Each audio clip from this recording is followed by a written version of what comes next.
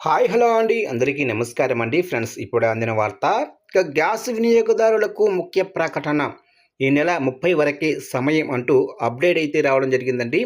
అయితే ఇందుకు సంబంధించిన పూర్తి వివరాలు అయితే మన వీడియోలో తెలుసుకుందామండి.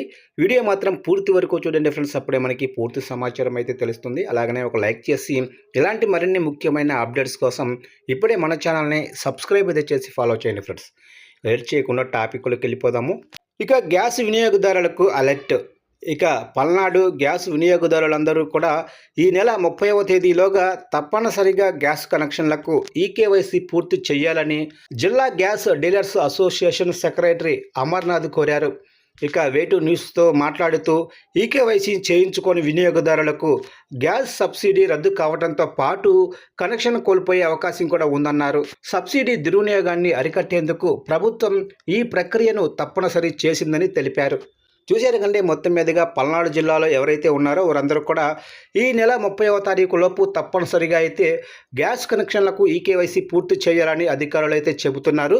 అయితే ఈకేవైసీ చేయించుకొని వినియోగదారులు ఎవరైతే ఉంటారో వారికి గ్యాస్ సబ్సిడీ రద్దు కావడంతో పాటు కనెక్షన్ కూడా కోల్పోయే అవకాశం అయితే ఉందని అధికారులు చెబుతున్నారు. ప్రతి ఒక్కరు కూడా ఈకేవైసీ తప్పనిసరిగా చేయించుకోవాలని చెబుతున్నారు ఫ్రెండ్స్.